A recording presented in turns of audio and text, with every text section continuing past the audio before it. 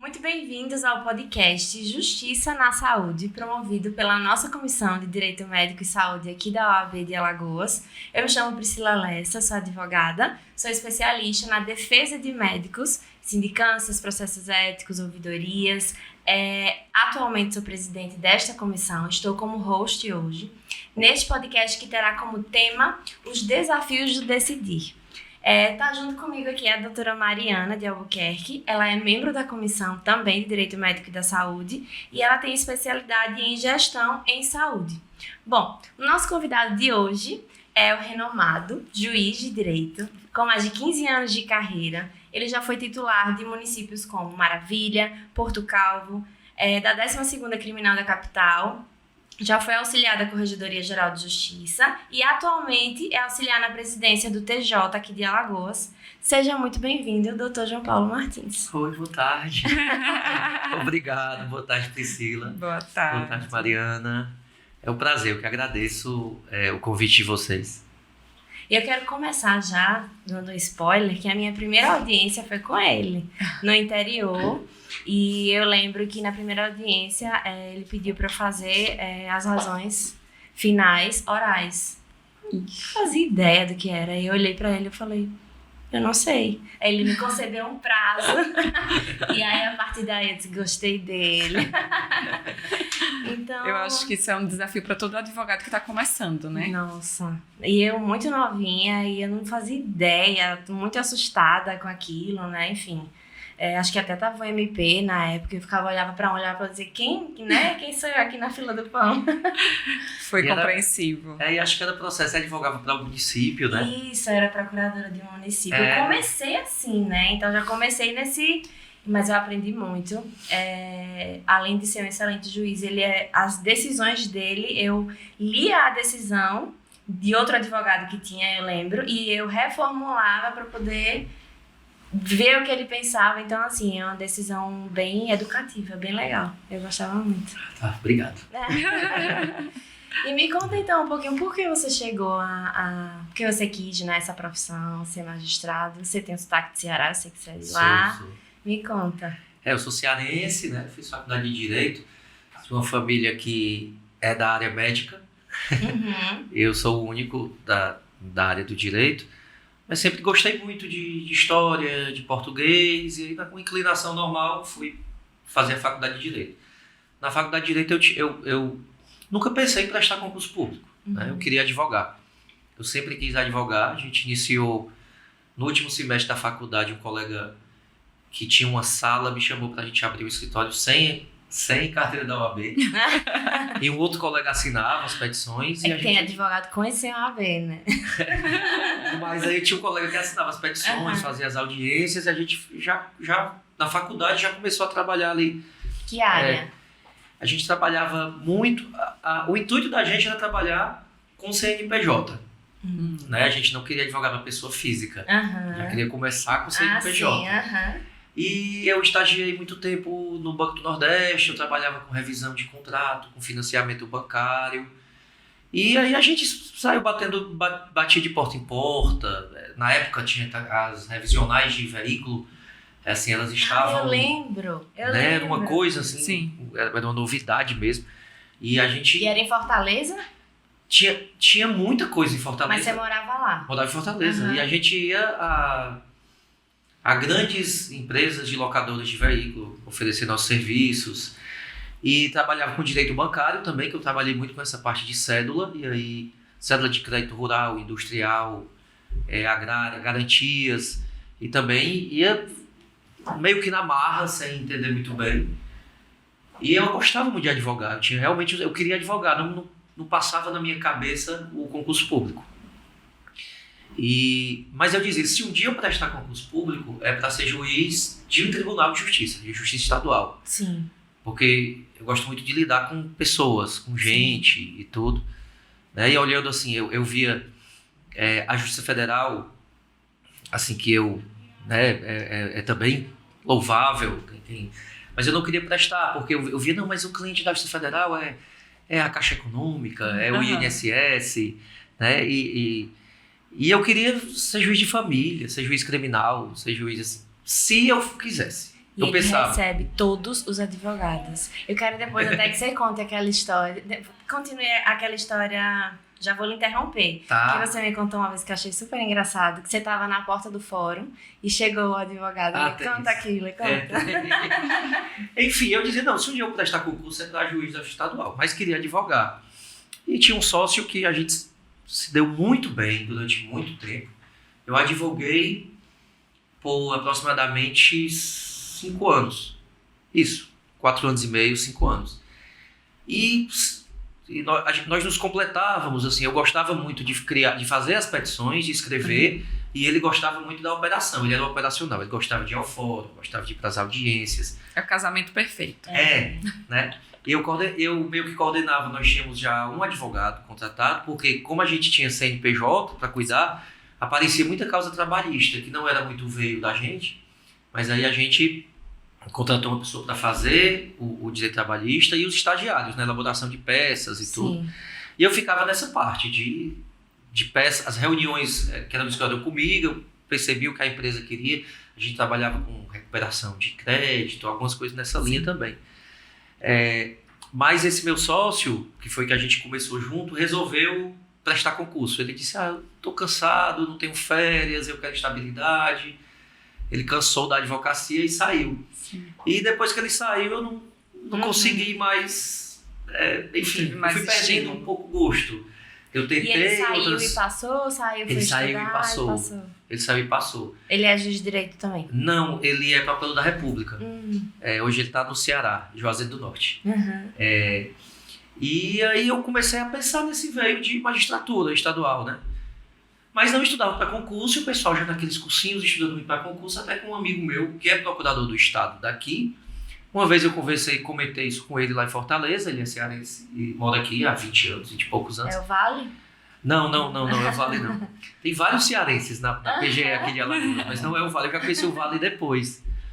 Me ligou e disse, cara, vai ter um concurso aqui para magistratura, por que tu não vem fazer? Tu fica aqui em casa, mas eu não estudo, o povo... Bicho, dá tempo, vai fazendo. Enfim, eu fiz o concurso. Foi sua primeira prova? Eu fiz 2 concursos. Eu fiz esse e um do Ministério Público do Piauí. Mas para a magistratura foi a única? Para a magistratura esse e o outro. E eu estava fazendo o meu para me testar, ver como o do Ministério Público do Piauí. Eu não fui fazer a fase final, porque terminou o daqui. Assim, eu fiz uma faculdade muito boa, eu estudei muito na faculdade. Não com esse viés de concurso público. E o tempo que eu passei no escritório, eu passei escrevendo. Então, as matérias principais, eu nunca deixei muito de estudar. Você pegou muita coisa, você não focou em uma, então você dava para desenrolar. A coisa que eu tinha dificuldade era direito penal, que no escritório a gente não mexia, né? Mas eu gostava muito, era a matéria que eu mais gostava na faculdade, então facilitou. Tanto que você trabalhou aqui, né? Eu sou titular, né? Eu sou titular da 12ª Vara Criminal, mas eu fico afastado, porque como eu estou na presidência, como auxiliar durante o biênio do presidente, desembargador Fernando, a gente fica afastado da unidade. Mas calhou sendo assim, eu passei, vim para Alagoas, continuei estudando para concurso de juiz, para voltar para casa. Sim. Mas de 2007, que foi o meu concurso aqui, para 2012, só teve concurso lá em 2012. Foi mais de 5 anos, então com 3 anos eu já não aguentava mais estudar. E a demanda de processo aumenta. Estudando? Eu entrei e ainda consegui estudar 2 anos, Caramba. esperando sair o concurso do Ceará. E como foi essa mudança de cidade, de estado, nova carreira, esse início? Foi desafiador, né? Foi desafiador, embora seja Nordeste, né? Então Sim. é muito mais fácil a adaptação do nordestino. A identificação, né, é outra. A carreira... Você foi bem Fui muito bem Recepcionado. recepcionado. Fui bem recebido, né? O alagoano, ele é o nordestino. O nordestino. O nordestino é assim... Eu acho que me ajudou muito, assim, na carreira, o fato de eu ter advogado os 5 anos advogado Sim. mesmo. Não só ter assinado as 5 petições do ano para fazer o concurso público. Isso que eu ia falar, que existe um prazo mesmo, né? Porque você vê o outro lado do balcão, Sim. você entende Sim. porque o advogado está ali, Sim. né? Então assim, eu tenho essa relação muito boa, assim, eu tenho uma relação muito boa com com todos os advogados aqui em Alagoas. Não tenho, É nem nunca verdade. tive problema com nenhum. É verdade. Sou amigo Sou prova viva. Sou amigo de muitos, atendo todo mundo dentro da possibilidade. Eu costumo dizer, se eu estiver em audiência, eu não vou parar, né? Eu digo, olha, e às vezes o advogado não gosta, porque às vezes ele quer parar a audiência, não pode parar a audiência, né? Eu disse, aquela pessoa que está naquela audiência, ela recebeu um papel na casa dela com 1 hora para a audiência dela. Isso. Né? Hora tal. Existe toda uma expectativa. Tem a sua, ela não foi dormir, ela não foi. Então eu disse, olha, depois da audiência eu atendo. Né? Mas atendo a todos, acho importante, aprendo muito nos atendimentos. Fico muito calado nos atendimentos, porque eu acho que o magistrado ele não pode antecipar, porque eu tenho receio de acabar me tornando um pouco parcial. Sim. Coisa que nós seres humanos somos, né? Nós não somos robôs. Por mais que a gente tente ser imparcial, você tem uma parcialidade naquele tema. Você já leu, você já se posicionou, você já conversou com sua família ou com um amigo seu a respeito daquilo e de repente aquilo está ali para você decidir. Então, mas você precisa buscar a imparcialidade. Então, Mas às por vezes... mais que você seja imparcial, dependendo do que você ouça, você pode... Sim, né? a gente muda a decisão, né? O processo, cada processo é único. O processo é único. Isso é uma coisa que eu faço questão. Eu converso sempre com a minha assessoria, com os estagiários. Olha, o processo ele é único, só existe ele. Né? Eu não posso tratar aquilo ali como um número apenas. Por mais que hoje a magistratura seja sempre muito cobrada por números, exigência de número, mas a gente tem que entender que atrás de cada processo ali existem pessoas. Então o processo ele tem vida. Né? O processo tem vida. E a minha situação, vocês trabalham na Comissão de Direito Médico, vamos lá, a situação de quem está pedindo, teve um medicamento que pediam muito quando eu trabalhei há mais de 7 anos. Não lembro. Ramizitab, alguma coisa com esse nome assim. Então, essa pessoa que está pedindo essa medicação, ela não está pedindo, o relatório médico que embasa o pedido dela é diferente dessa outra que está pedindo a mesma coisa. Então, eu não posso fazer daquilo um modelo, né? E a importância do laudo do médico, né? Do relatório. O relatório médico é muito importante. É o que você vai ter que se basear para poder fazer a decisão. É um ato difícil de decidir. Eu há 6 anos eu não trabalho mais com isso. Eu trabalhei numa vara de infância, de ato infracional, fui para a corregedoria, me titularizei na capital numa vara criminal e agora estou na presidência. Mas como sempre gosto de ler e ver as discussões, eu acompanhei lá o tema, o 7 da competência, se é justiça estadual, se é sim. Aquilo, a gente acompanha, vai lendo, vai se inteirando. Mas é muito difícil para o juiz esse tipo de processo. Mas Desculpa. A sua experiência na advocacia e o contato com o cliente nesse período que você atuou na advocacia certamente te deu um ponto de equilíbrio na magistratura na hora de ser imparcial, não é? Não facilita. Total. Eu sempre entendo muitas vezes, porque às vezes internamente eu vejo essa causa está perdida para ele. Sim, na minha cabeça, Uhum. porque você antecipa, você vê as provas, você vê o que tem ali. Mas eu entendo, tem gente que não entende, porque o advogado ele tá ali, ele é remunerado pelo cliente para ir até o fim, o que ele conseguir ali. Então eu valorizo até, acho que causas perdidas. E digo mais, já vi causas perdidas serem ganhas e já vi causas ganhas serem perdidas, às vezes pelo excesso de confiança, de quem tem o bom direito e não faz o bom trabalho. No tribunal do júri, por exemplo, a gente vê muito isso. A gente vê isso todo dia. Uma reviravolta. Não, você olha o processo e você diz, aqui é condenação, da absolvição. E vice-versa. Aqui não tem como condenar. Tribunal do júri só no final. Não dá. Não tem. Causa ganha. Não é minha praia. Então, assim, eu entendo a insistência do advogado. Eu entendo por que o advogado quer ser ouvido. Né? Eu entendo por que ele quer ouvir mais uma testemunha. E às vezes a gente está cansado, a demanda é grande. Às vezes o juiz, doutor, tá bom, né? Eu quero mais uma. Vai dizer a mesma coisa. Eu quero mais uma. Mas é isso. Ele tá ali defendendo o cliente dele, né? Uma colega advogada, que foi até minha professora, falou, Mari, quando eu estava começando, a advocacia acontece muito nos bastidores, nas varas, conversando com os magistrados, conversando com os assessores. Eu acho que isso realmente é muito relevante, né? Eu achei interessante. Eu ouvi um podcast esses dias que o advogado falava que quando ele ia justificar as peças, lá no gabinete ele olhava quem era que o juiz lia. E aí ele se baseava nos autores, nos doutrinadores, e não nos que ele gostava, porque ele não queria se convencer. Pra criar uma identificação. Não sei quem foi. Isso é muito engraçado. Eu não lembro exatamente quem foi. Foi o doutor Leonardo. Foi muito engraçado. Leonardo Moraes. Cara, que sacada. Porque é isso, é objetivo, né? Sim. Não é pra gente. É pra Cria o uma nosso identificação, cliente, né? E aí uma coisa muito importante que você falou que eu queria voltar a falar é da sua visão sobre a questão do relatório médico mesmo. Então, para você fazer uma decisão de uma coisa que a gente não sabe, que é a saúde, né? Não somos médicos. Então, desse relatório ser extremamente completo, ser extremamente esclarecedor, porque muitas vezes eles falam medicinês, né? Sim. Então, das suas decisões, o que você acha que seria ideal para O relatório? Para um relatório, para que você confiasse mesmo, assim. O relatório ele tem que apontar, ele tem que ser claro e ele tem que apontar a real necessidade daquilo. Né? Ele tem que apontar a real necessidade, porque há outros tipos de Tratamentos tratamento alternativos, e o Estado né? também trabalha com a reserva do possível. Isso. O Estado, eu não posso, né, em detrimento de milhares, Ela alegava sempre a reserva do possível. né, né? em detrimento de milhares atender um, mas às vezes a necessidade só tem aquilo. Sim. O Poder Judiciário hoje a gente tem um auxílio muito grande, né, do Natijus e do Nijus. Nós temos núcleos tanto nacionalmente como no Estado. Isso tem facilitado o decidir do magistrado nessa situação. Mas é sempre muito difícil, porque a gente já passa de um pressuposto que a pessoa coloca lá, ela coloca foto, ela está desesperada. É saúde. Exatamente. Sim, É uma decisão difícil. sim. É uma decisão difícil. Enfim, mas o relatório é muito importante. Inclusive o relatório e os exames, tudo que vai ser juntado ali no processo, eles vão subsidiar o relatório do Natijus e do Nijus, que são os núcleos de peritos que auxiliam o juiz na hora da decisão. Sim. Eu costumo falar sempre assim para os médicos que eu atendo, né?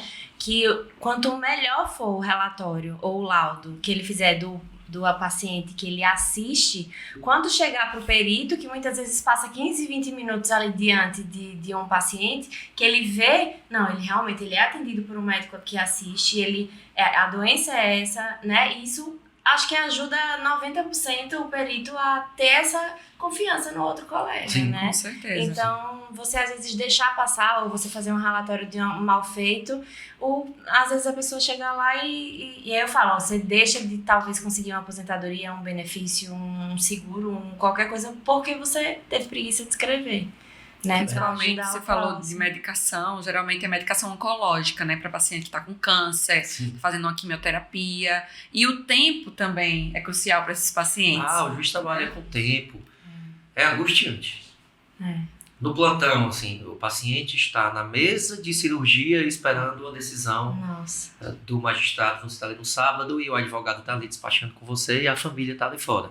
Você se recorda de uma causa assim muito desafiadora em relação à saúde, algo que te impactou, que você precisou decidir rápido?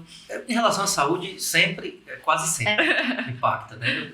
Como eu disse, E independente, eu já penso logo no médico. Da decisão ou não, ele tem que operar, ele não pode deixar que depois ele se vire. Sim. é sempre né? de muito impacto. Eu trabalhei no interior, aqui não trabalhei com essa demanda de forma mais... Mas é sempre muito difícil. É sempre quando envolve criança, assim, algumas situações elas são mais, né? Elas mexem mais. Ninguém é de ferro, né? Sim. E muita gente no Principalmente quem interior. tem filho. Sim. Meu Deus, eu acho que a gente idoso, a gente já pensa nela, já traz pra gente. Idoso, criança, muita gente no interior, né? Tem a defensoria, que inclusive é um serviço maravilhoso Sim. e de apoio à sociedade, mas a demanda é muito grande. A demanda né? é grande. Tem muita A demanda é muito gente bastante vulnerável, precisando, e saúde realmente mexe muito com a gente. E nós que trabalhamos com o direito médico, pelo menos eu, assim, quando eu vejo uma causa de necessidade de liberação de medicação, o paciente está ou em home care, me dá muito gosto, assim, aquele senso de justiça, ele aflora para escrever, para juntar documentação, para falar com o médico. Então, acho que é um equilíbrio, né, de várias forças. Porque o magistrado, ao mesmo tempo, ele sente, mas ele precisa ter a prudência do decidir. Claro. Sim. né? Exige sempre uma prudência, né? Se você fosse envolver com todos os processos... A consequência da decisão, né? A decisão, ela não se exaure ali naquele caso. Exatamente. Ela não se exaure naquele caso. Então, você precisa ter um subsídio melhor calçado para dar a decisão. Porque, infelizmente, algumas vezes já se descobriu algumas fraudes. Sim, Né? sim. Em perícias, em atestados. Eu já vi uma situação de uma recomendação médica que não era do médico. O médico assim, eu disse, não é meu. Essa assinatura não é minha. Acontece muito nos conselhos, eu recebo muito. Isso aí não é meu, né? Eu não estou pedindo essa medicação judicialmente, né? Então, você precisa ter cuidado. É dinheiro público, né? Sim. Exatamente. Não existe mais dinheiro a fundo perdido. A gente tem que gastar bem, o Estado precisa gastar bem os seus recursos. E você já passou assim, já se deparou com algum pedido esdrúxulo, bem diferente, fora da curva? Já vi algumas coisas esdrúxulas, mas o que mais me impacta, as lembranças que ficam mais são aqueles processos mais difíceis de decidir. Sim. Né? Você não pode não decidir. Né? E o juiz, ele é muito solitário. Sim. Hoje nós temos a assessoria, quando ele na magistratura nós não tínhamos. E tem os colegas que você conversa, que você troca uma ideia, mas a assinatura é sua, a decisão é sua. Né? Sim. E alguns processos, eles mexem muito antes do juiz decidir. Eu, particularmente, acho os que envolvem guarda de filho os mais difíceis. Sim. Notadamente, quando o pai e a mãe são pessoas boas. São pessoas... Às vezes não, às vezes tem um que você vê que esse aqui é muito mais bem preparado, psicologicamente, consegue exercer melhor esse papel, ele ou ela, o que é a regra, mas às vezes não, às vezes são pessoas excelentes, é um excelente pai, é uma excelente mãe, mas eles não conseguem chegar num consenso. Uhum. E hoje com a guarda compartilhada facilita se você trabalha na mesma cidade, mas quando acontece isso e mora em cidade distinta, É difícil. Mas é a realidade. É a realidade. Eu já tive... o processo mais difícil desses 15 anos que eu já trabalhei foi uma guarda de uma mãe que morava em Pernambuco e um pai que morava em Alagoas. E os dois eram excelentes. Eu digo porque eu acompanhava. Sim. Eu ouvi... Tem toda a equipe multidisciplinar que ajuda, né? Mas eles não conseguiam. Eu ouvi a criança 4 vezes.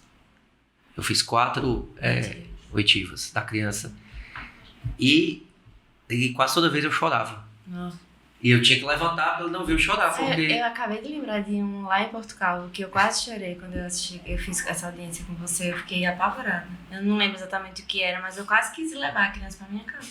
E eu fazia oitiva já especial, eu cheguei a fazer oitiva só com ela, só a equipe multidisciplinar fazendo. E ela olhava pra mim, ela já me conhecia, ela era muito inteligente, ela devia ter, sei lá, 6 anos, 7 anos. A criança. Né? E ela dizia, doutor João, eu só tenho um pedido pra lhe fazer. O senhor não é juiz? Junte meu pai e minha mãe de novo. Meu emocionante mesmo. Não, e era assim de um jeito, meu Deus, o que é que eu vou fazer? Vou marcar de novo. Até que o presidente do Tribunal de Justiça, desembargador Fernando Tourinho, recentemente em um podcast, ele falou isso e eu achei espetacular. Isso que ele falou. Ele disse que marcou em uma ação dessa de guarda, ele repetia para os pais, ele disse, olha, eu vou marcar de novo, se vocês não têm acordo. E ele marcava de novo, e ele marcava de novo, e ele marcava de novo. Até que mas isso é tão angustiante. Mas aí, veja, aí eu achei muito o que ele disse, assim, muito pertinente, né? Ele disse, vocês vão deixar um estranho decidir o futuro do filho de vocês. Nossa, espetacular. E aí, segundo ele conta, o pai olhou e disse, como assim um estranho? Eu sou um estranho. Vocês são pessoas do bem, vocês se separaram aí, é uma separação sem rupturas. Isso quer dizer, nesse caso, provavelmente... Me parece que sem traumas, né? Vocês têm equilíbrio. Isso. Conversem entre vocês, resolvam isso. Eu que vou ter que decidir o futuro da criança. E segundo ele, depois que ele disse isso, conseguiu resolver. Nossa, muito Eles chegaram, né? Gostei muito. A um acordo. Então, é um processo muito difícil. Guarda é difícil. Processos de família são bem complexos, né? Eu já São participei de algumas audiências e são tensas. Tá todo mundo muito nervoso, mexe Nossa, muito com as emoções. Sim. E imagino para quem tá decidindo a vida das pessoas, é sobre a vida daquelas pessoas. Deve ser muito desafiador mesmo, muito E difícil. pessoas, crianças que não têm como decidir por elas, né? Porque quando são adultos, a gente se responsabiliza, né? É verdade. Mas verdade. é muito mais difícil. Quando fala em esdrúxulo, eu lembro também muitas vezes de coisas ruins. Você se recorda de alguma petição, de alguma pessoa bem ousada que fez alguma piadinha de alguma Tem, decisão? também. Acontece, Mas são né? poucos. Felizmente, mas acontece. Às vezes vaza aí uns no Instagram, né? Que o advogado peticionou e eu fico, cara, eu não acredito nisso. Mas acontece. Acontece. Mas é a exceção da exceção, né? E via E é pra regra. chamar a atenção, o que seria, assim, essa... Não sei. Que eu penso, qual é o objetivo, né? De você fazer isso? o que é que você acha tem umas petições que o pessoal bota poema, né? Assim, fala alguma coisa que não tem nada a ver com os pedidos, faz uma ironia. Você recebe muito isso, essas petições que de alguma forma querem chamar a atenção, né? Cartas, psicografia. Não, eu já em Santana do Ipanema tinha um advogado que ele escrevia através de poemas, de versos. Mas ele escrevia Cordel. bem. Mas ele escrevia bem. Ele conseguia realmente dizer o que ele queria do verso. Então é interessante. Interessante. É interessante. Eu não vejo tanto problema se for objetivo. Certo. É melhor do que uma petição muito grande. Uma petição, Aí eu ia perguntar isso. né? Uma petição... Você recebe muito copia e cola? É o que eu digo, o copia e cola grande demais, né? Vamos lá, a demanda é muito grande. Sim. Você não consegue realmente se debruçar ali nas minúcias da petição. Uhum. O juiz que disser que consegue, ele não consegue, não vai dar, né? Você Até precisa porque ter tem muita coisa que a gente repete, né? Aí Pedido de Desnecessário. medicação, por exemplo. Desnecessário. Às vezes em um parágrafo a gente consegue... É como se Isso. fosse assim, leia, mas você não leu, então leia aqui nessa parte de baixo. Mas é tipo assim um desespero pra ler de qualquer jeito e termina... Mas eu acho que a gente também vai aprender. Quando eu advoguei, as minhas primeiras petições eram grandes. E um professor do Ceará, que era juiz, ele que disse, enxuga isso, cara. Nossa, as minhas são Tu escreveu em 7 páginas aqui, isso aqui, que tu pode escrever em 3 ou em 2. Isso é muito simples. Sim. Então eu tento trazer isso, inclusive, para a sentença. Qual a necessidade de um divórcio consensual ter 10 laudas? Meu Deus, né? Não, nem a petição, né? Eu faço uma leitura dinâmica, eu já fiz alguns cursos de leitura dinâmica para poder tentar acompanhar, mas não adianta você encher de doutrina, encher de jurisprudência. Você está pedindo ali a revisão contratual, diz qual é a cláusula que tu quer alterar e por quê, e coloca uma jurisprudência. Notadamente, a jurisprudência de onde?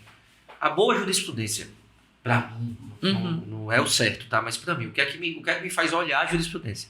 Ela ser recente e ela ser ou de tribunal superior ou do tribunal local. Sim. Exatamente. Se for recente do tribunal local ou do tribunal superior, você olha com mais vagar a jurisprudência. E não precisa E botar só precisa 20. de uma, né? 2 no máximo. Não, vai ter para todo gosto, né?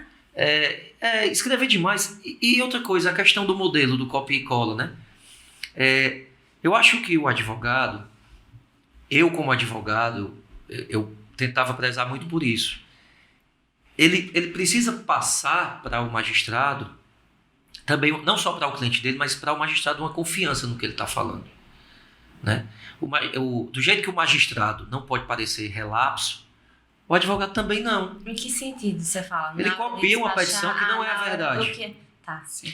A petição é uma cópia de 700 processos, de 200 que ele entrou igual. E o caso da dona Maria é diferente do caso da dona Isolda. Então, quando eu vejo que não houve esse cuidado, já Mas passa... eu acho que isso de cada 10, 9 são assim, não? Não necessariamente, né? Porque... Existem as demandas de massa que se repetem. Sim. Mas passa para o magistrado. Repito, o juiz ele precisa ser imparcial. Mas algumas coisas, falta de educação influencia. Sim. Falta de zelo na petição influencia. Porque poxa, esse cara tá... Até questão de fonte, de justificativa, de uma aparência legal. Isso. Fica aí a dica pra vocês, né, pessoal? Então, nada de pegar essas peças aí do Google, copiar, colar e jogar. Às vezes eu vejo jurisprudência... Sem formatação. Sem formatação. E como eu faço defesa de médicos, quando eu pego do advogado que faz pro paciente... Tem uns 5 julgados completamente diferentes do caso que ele está supondo que o meu cliente ia falar. Então, tenham cuidado, né, nisso. Isso passa para quem vai julgar um certo desleixo. Então, assim, se você que está recebendo para defender aquela pessoa não parou para escrever o que aquela pessoa quer corretamente, você copiou de uma outra pessoa que queria outra coisa, como é que eu vou confiar na tua tese? Né? Qual a credibilidade que você traz para a minha decisão? Né? Então, ser detalhista, mas ser sucinto, né? E contar esse caso. A Dona Maria, aconteceu isso aqui com a Dona Maria, ela quer isso. Sim. Né? Você está copiando 700 coisas, jurisprudência sem fim, inteiro teor. Às vezes até é preciso, existem causas que são mais complexas, você precisa escrever um pouco mais. Ter mais teses de defesa, às vezes você está querendo levar isso para um recurso, enfim. Mas é preciso ter esse cuidado. A gente tem que ter muito cuidado com a produção em série. Sim. Os casos são diferentes. É por isso que eu acho que a gente cada vez mais está usando a inteligência artificial, mas... Você é a favor? Ou você está se adaptando? Não, nem tanto. Não, eu ainda estou querendo entender um pouco mais sobre... Eu também, mas está me deixando um pouco apavorada. Mas ela não vai substituir o homem. Ela não substitui o homem. Também, acho que não vai. Eu falo porque, assim, um conhecido meu fez um e-book. E aí ele fez, Pri, dá uma olhada nesse e-book e tal. Quando eu li a primeira página, eu fiz isso, não foi ele que escreveu. Quando a gente consegue ler Machado de Assis, quando a gente lê... Cara, são linguagens completamente diferentes de um computador, a gente sabe que não é. Então eu li, eu falei, tá legal. E aí ele fez, foi a IA que fez. Eu fiz, que bom. É porque você construiu uma petição. Petição, pra mim, é um processo de criação. Sim. Uma Exato. Coisa ou outra, dependendo que você vai dependendo contar, né? da ação, da causa, você consegue pegar algumas informações, fazer uns ajustes. Eu gosto muito de pegar acórdãos, né? Principalmente da saúde e do próprio tribunal. E já fiz, adequei. Se o tribunal está pensando dessa forma, se posicionando assim nesse acórdão, eu vou pegar o que é interessante para mim e colocar na minha petição. Esse processo de pedir para um IA, pedir não, só, né? Digitar lá, escrever, criar uma petição, eu acho isso fora da realidade. É uma coisa que ela não substitui, né? A criação vai continuar sendo do homem. Sim, inclusive ela fatos. pode repetir fórmulas, né? Exatamente. Mas eu acho que vai ser... Mas as fórmulas, elas... Porque contar a história do cliente é fundamental. Principalmente com os meus filhos, o futuro, é uma facilidade, eu acho que a gente tem que extrair... Nada vai ser 100%, nada vai vir na nossa vida e mudar 100% tudo, como é o caso da inteligência artificial. A gente tem que tirar disso o que é bom. Claro. Tecnologia, internet, né? Rede social, tem coisas boas e coisas ruins. A mesma coisa vai servir para nós, advogados e juízes, extrair o que é bom dessas, né? Verdade, da atualidade, da modernidade. Não pensar não só na parte negativa. E é isso. Vamos lá, eu fiz algumas outras perguntinhas a respeito da mudança de rota, né, na hora de decidir. Quando você às vezes tinha certeza que, como você já falou a respeito mas você falou a respeito do tribunal de júri, mas quando é uma decisão que tem que ser sua, a partir de ser sua, será que um despacho, uma conversa, enfim, como é que você acha? Olha, é como eu digo, eu escuto sempre os advogados, mas acho que eu julgo de acordo com o que está nos autos. Então ele tem que, o que ele me falou, se não tiver nos autos, eu não levo. Perfeito. E evito falar. Mas a gente muda. O direito, ele não é muito absoluto, não é tão absoluto.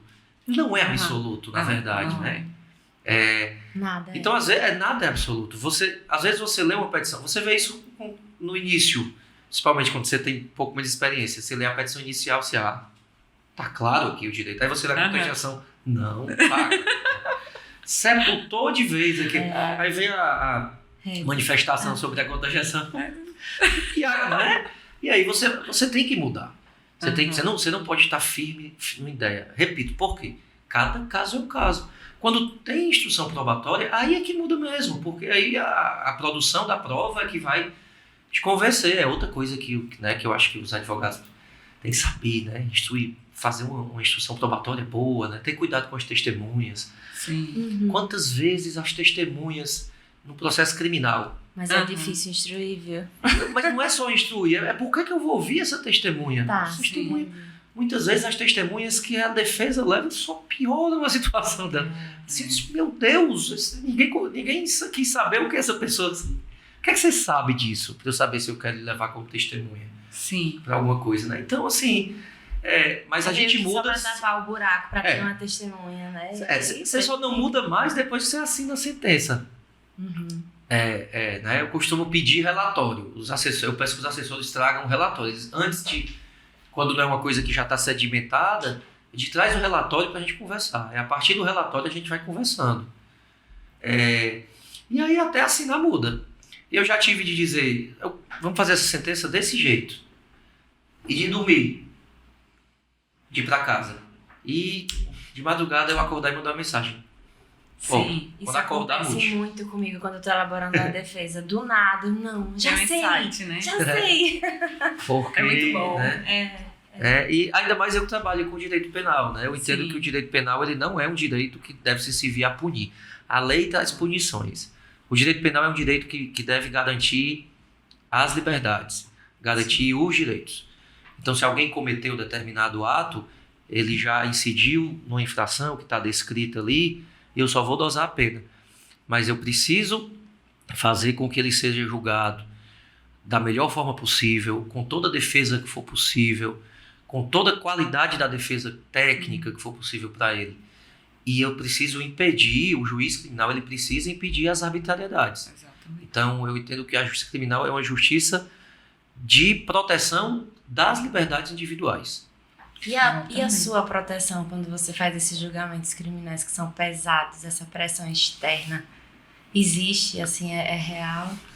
Hoje não mais, assim, eu sou tranquilo, eu me sinto tranquilo. Eu não gosto de passar sermão para réu, eu acho que não é minha função. Sim. Né? Quando eu estou na justiça da infância, às vezes você conversa ali, e às vezes tem uma conversa mais assim, mas eu não sou muito de... Minha decisão é na sentença, é oral, muitas vezes eu sentencio de forma oral, se a pauta não estiver tão longa, faz a dosimetria na hora, explica para o réu para ele entender. Ele faz tudo na hora. Ele lá em Monte ele ganhou, eu acho que foi um prêmio da vara que fez os processos. Como foi? Não lembro, não sei. Os processos que, tipo, que andaram mais rápido, que ele conseguia do início à conclusão, e eu, meu Deus do céu, eu peticionava, no outro dia eu já estava lá, e dizia, meu Deus, ele não deixa nem eu descansar. E aí eu explico para o réu, né? Eu costumo dizer ainda, principalmente no interior, quando a gente é juiz único, é mais só ainda do que na capital. Quer dizer, a pessoa mais importante daqui desse fórum é você. E eu dizia isso para recepcionista. Né? Porque quando a pessoa chega aqui, é um ambiente opressor para muita gente. Aí fui chamado na justiça. A gente tem que fazer que as pessoas se sintam bem. Estejam elas certas, estejam elas erradas. A minha função ali é a aplicação da pena, eu vou aplicar, mas eu não vou gritar, não vou dar. Eu tenho a impressão que isso acontece muitas vezes quando... Isso acontece. O magistrado, ou o defensor público, ou o próprio advogado, ele vai além da função dele, né? A minha função é aplicar a pena, eu vou aplicar a lei apenas sem entender. Posso estar errado, mas entendendo que eu estou certo, vou fazer e pronto. E as consequências virão a partir daí. Então, felizmente, eu não tenho esse problema, repito, eu acho muito mais fácil julgar um processo criminal do que um processo de família. É mesmo. Mas eu já participei de algumas audiências criminais e de família, e eu me senti mais confortável na defesa do cliente nos processos criminais do que nos processos de família. Agora, essa posição de participar de audiências e sentir que o magistrado já tem um lado, já vai decidir a favor de um lado, isso é muito desgastante e frustrante para nós, enquanto advogados. Com certeza. Outro cuidado que a gente tem que ter, né? O juiz nem é promotor, sim, nem é defensor. Então, ele Mas tem também que quando tentar... a gente encontra, né, pessoas, juízes, que só se colocam em posições de humanidade mesmo, de sensibilidade, de ouvir e de se posicionar de forma realmente imparcial, isso é muito gratificante e faz a gente confiar mais na justiça. Então a gente vive altos e baixos, né, nessa jornada. Acreditar, desacreditar, querer parar. Você se sente assim também? Eu vou jogar tudo pro alto. Adoro. Vou jogar tudo, depois eu vou catar tudo. Vou catar, não, mas eu acho que, não sei se você se sente assim. Enquanto advogada, tem dia que eu falo, Todos os dias, Mari. não quero mais essa vida. É difícil, né? É difícil. Mas eu adoro, eu gosto. O que é que mais te motiva na sua profissão? O que é que mais toca o seu coração? Resolver conflitos, né? A questão de resolver conflitos, de ser um instrumento de busca de paz social, né? De restauração de direitos, enfim, é o que motiva, né? É o que nos deixa felizes, porque às vezes você faz, eu gosto muito de música, né? Às vezes eu escuto uma música e eu digo, poxa, o compositor quando ele fez essa música, quando ele acabou de escrever essa música, ele disse, nossa, acertei. Acho que ele fica, isso aqui vai tocar o coração de tanta gente, isso vai fazer... Eu acho que às vezes quando você toma uma decisão que você diz, cara, não para ser justiceiro não, mas você vê que você conseguiu restabelecer uma situação injusta, né? Arbitrária, ilegal. Então, isso é o bom da profissão. Sim. Né? Tanto que eu evito não querer saber o resultado dos recursos dos meus processos. Eu costumo não ler apelação, a não ser que seja em processo que cabe juízo de retratação, que eu tenho uma obrigação minha ler, mas eu costumo não ler, eu não me incomodar. Às vezes tem o colega que se incomoda com a crítica, porque na apelação, no recurso, o advogado pegou mais pesado na sentença, então eu prefiro não fazer. Eu fiz naquela hora, eu achei que aquilo era correto, minha consciência está tranquila e é isso. Isso é a segurança, né? Acho que isso é segurança no que está fazendo. É isso. Agradeço muito, foi muito legal. Foi ótimo. Passar rápido, né? Legal. Foi muito bom, aprendi muito, como sempre. Muito obrigada por ter aceito o convite da nossa comissão. Foi ótimo. Obrigada, Mari. Obrigada. Só queria fazer uma última pergunta, clichê, posso? Claro. O que você diria para os novos advogados? Um conselho, assim, para quem está começando e até para quem já é experiente também. Eu diria... Estude. Não sei, estude... tem que ser educado, leia, sabe? Leia. A gente precisa ler mais. Sim. A gente precisa ler mais. A gente precisa sair um pouco do livro jurídico. Nada de inteligência artificial. A gente precisa ler literatura, ler romance, ler ficção, ler filosofia. A gente precisa melhorar o nosso vocabulário, a gente precisa saber se expressar numa audiência. Né? A gente sair da bitola, o bitolado, né? Sair dos manuais. Infelizmente, o ensino jurídico ele tem que ter esse cuidado. O cara na faculdade ele não pode estar estudando por manual. Exato. O manual é para concurso. Isso aqui Exato. não é. O mundo acadêmico é para você pensar, formular ideias, formular teses, pensamentos, conseguir desenvolver melhor o raciocínio. Pronto, eu não sou de dar conselhos, não. Mas se eu desse uma, leiam mais. E leiam o que não for jurídico. Leia o que não for, enriqueça seu vocabulário, seu raciocínio. Exatamente. Eu leio filosofia, eu leio Machado de Assis, eu saio lendo tudo e leio direito médico, claro, mas... Não, eu passei um tempo sem ler, foi curto, porque eu voltei a ler, é um negócio assim. Maravilhoso.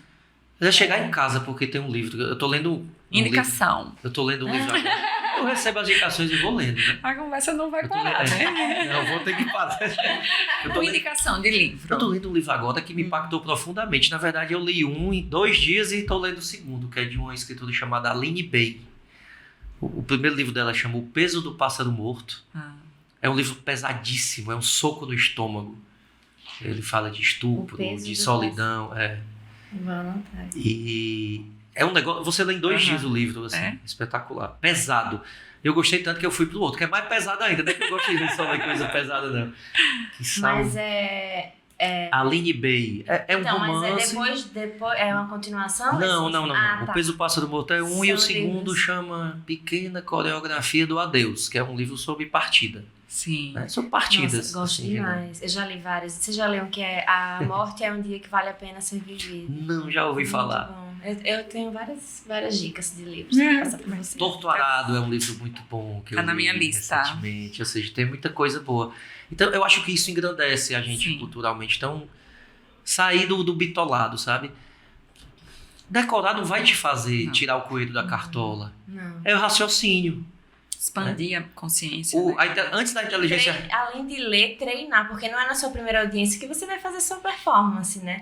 Você precisa também ter essa consciência de que, calma, as coisas... E a gente vai errar, né? Exato. Calma, né? Faz parte. Isso. A gente aprende com isso, né? Mas eu acho que o que às vezes falta é o desenvolvimento do raciocínio.